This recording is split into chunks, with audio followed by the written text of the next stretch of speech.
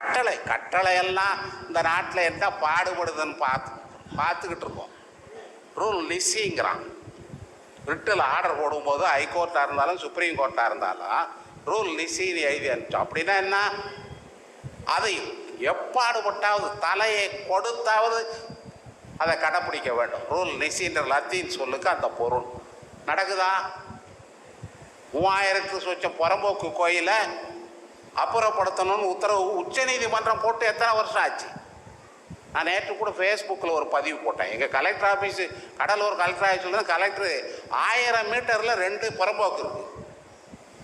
2 புறம்போக்கையும் அப்புறப்படுத்துறதுக்கு அவன் நடவடிக்கை எடுக்கலை. ஆனால் என்ன பண்ணான்?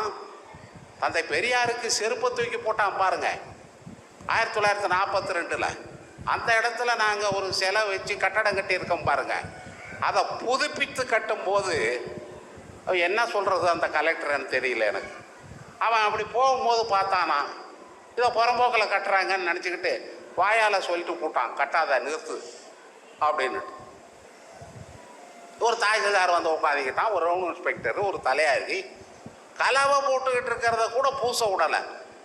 அந்த கலவையை அப்படியே நிறுத்து, அப்படியே நிறுத்து, அப்படியே இம்ப்ளிசிட் ஒபீடியன்ஸ். ஏன்டா அதை வந்து சுப்ரீம் கோர்ட் தீர்ப்பில் காட்ட வேணாம்?